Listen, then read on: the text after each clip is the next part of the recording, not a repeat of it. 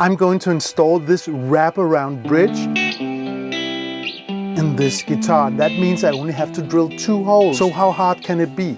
Well, it turns out my amateur drill press doesn't do the job, because there's no way the guitar body goes under the drill bit in the right spot. And drilling by freehand, I don't know, it's a little risky. So I made this simple jig to be sure I'm drilling straight down and that the distance between the posts are the exact right one. And I can even test the placement of the bridge before drilling the hole. It's easy to make, but will it work? We'll see in the end. By the way, I just learned something amazing that makes it so much easier to place the bridge at the scale length perfectly every time, but I'll get into that a little later. So I'm about to make a jig for this wraparound bridge, and the posts for this bridge are 12 millimeters. My idea is to use ball bearings like this. This is 12 millimeters inside, and then I have this drill bit to make the inside hole, and use this 28 millimeter Forstner bit to make the outside. That's my idea. Let's do it.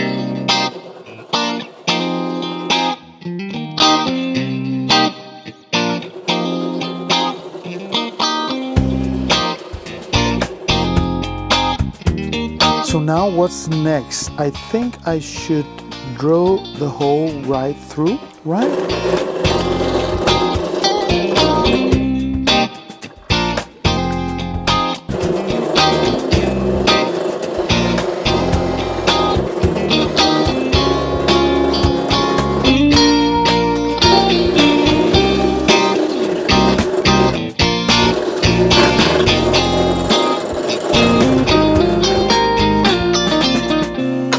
Right, that's it. That's my jig.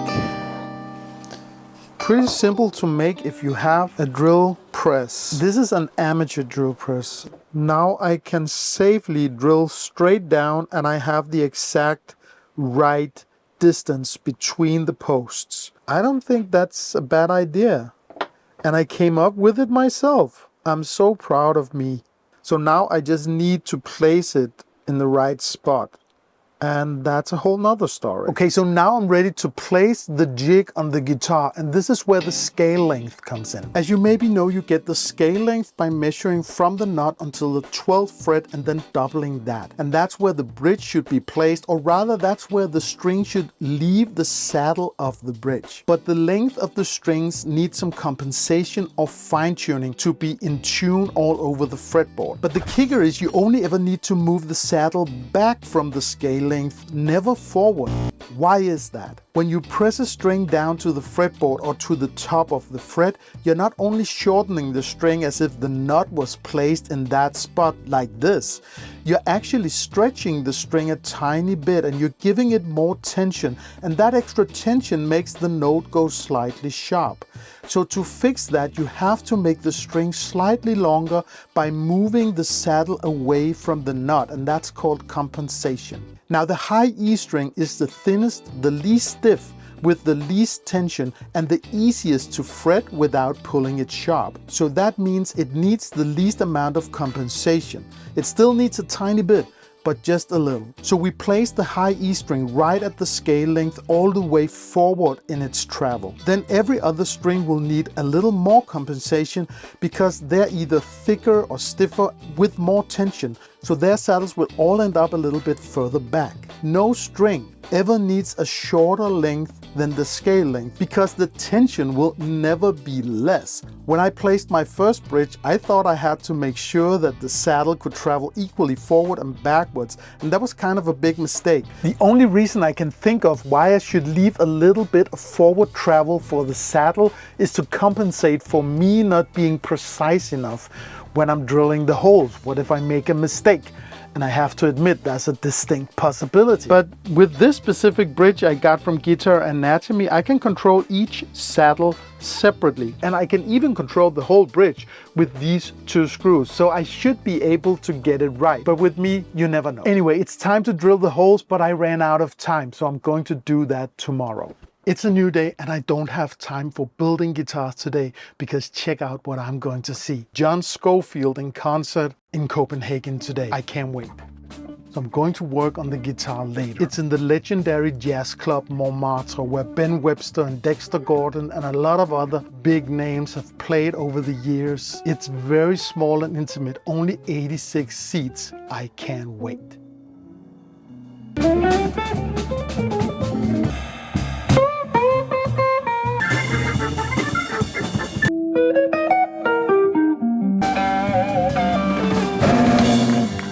John Modesty, Ted Poor, Vicente Archer. Thanks a lot, everybody. Bye-bye. What a great concert. What a great experience. I loved it. John Scofield is amazing. And I ended up in the first row somehow. I discovered John Scofield when I was in my mid-teens, so I've been following him for many years. Him and Pat Metheny. Those are my guitar heroes, I have to say. Who is the obvious successor of guys like that? If you know, let me know in the comments. I haven't really discovered the next John Scofield. I really haven't. Anyways, now it's time to do what this whole video is about, drilling 2 holes. How hard can it be? First of all, I wanna place the bridge in this direction. I can move these 2 screws right in there. And then I have the exact middle at the end of these 2 screws. And I can see right here when it's in the middle. Yeah, that's it. I think it would be right here. You know what? I should have a camera in my forehead because it's pretty hard to record and not get in the way of the camera. So now I have the placement in that direction. And I made actually a marker, if you can see that right there. Now it's this direction right here. I want to be sure to get it right. First of all, I want to double check that this is actually the scale length. Let me just put a marker right here, so it makes it easier to see. And is the line I made in the right spot? I think it is. 646. I have a lot of room to move these saddles back, and this one I can move the whole thing back. So I'm just putting a little in there for forward travel. And then I'm going to take this one all the way forward. The high E string. This is all the way forward. Let me take a few turns back like that. There you go. And now the big thing is my jig. So this line right here, this is where the string will leave the saddle, in that spot. So that line should be over the scale length line. I need a line down here as well.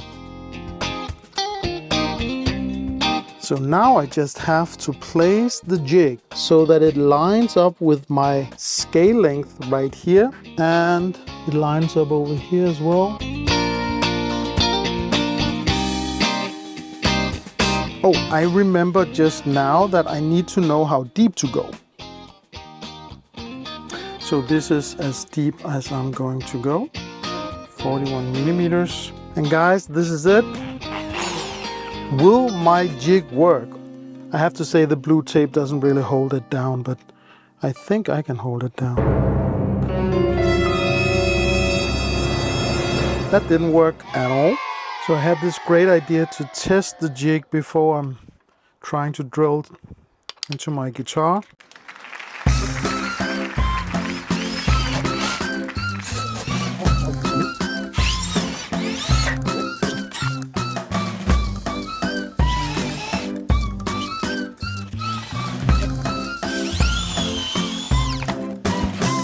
Okay, I've been experimenting a little bit now. First of all, I had the hammer function on the drill bit. That doesn't help. So what happens is, check out all the wood in there. It's a little problem because it can't go anywhere.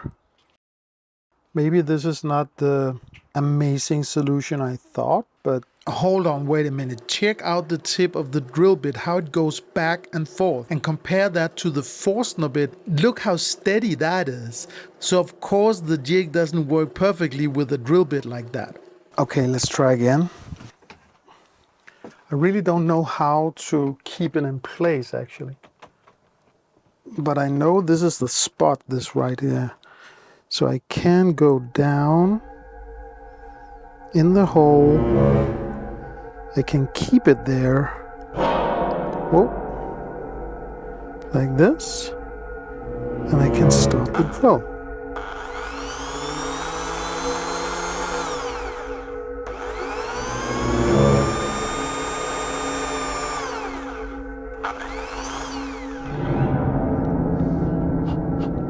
It's still in place. And then I can do it over here as well.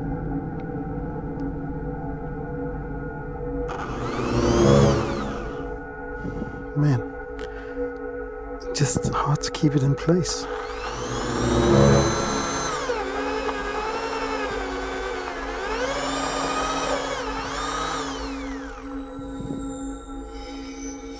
I got in there.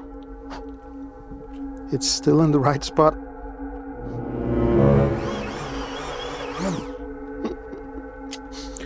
What a mess. There you go, 2 holes. I actually drilled into my guitar. I have no idea what I'm doing. I'm a little nervous that this whole thing is just a big mistake.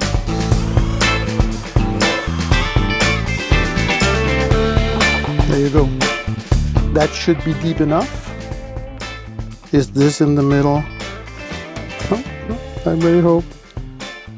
It looks okay, I think. Oh man. So this whole video is just nothing if this doesn't work. I don't know, man. I don't know. It's time to put them in there. Okay. It's going easier in there than I thought. The hole is bigger in the 12 millimeters because it's going back and forth. Like that, okay. I had hoped that it was a little more. What? You gotta be kidding me, man. Okay. Okay, it fits. And this is it. And I'm so nervous to see, does it fit? I actually think it looks perfect that way. It really does, right? That's good that way. So how about the scale length? Did I make a mistake or did I not? It's actually okay, right? It is at the scale length. Oh man, I was a little nervous there at one point, man. Suddenly I thought I messed it all up. I don't know about this jig, really. Is it a good idea? Let me know what you think in the comments, because I'm not sure that's a good idea anymore. It's kind of 50-50. The problem kind of was that the drill bit right here is shaky. Because it's not 100% straight, it's going like this a little bit. Maybe it's a bad quality drill bit. And when I put in the bridge, I thought it was a little hard to get in there, so I thought maybe I messed up the distance between the bridge, the posts. But right now when I'm looking at it, it's actually perfect. The alignment with the neck is perfect, and the scale length looks to be perfect as well. All right, that's it. I did it. All this to drill 2 holes, right?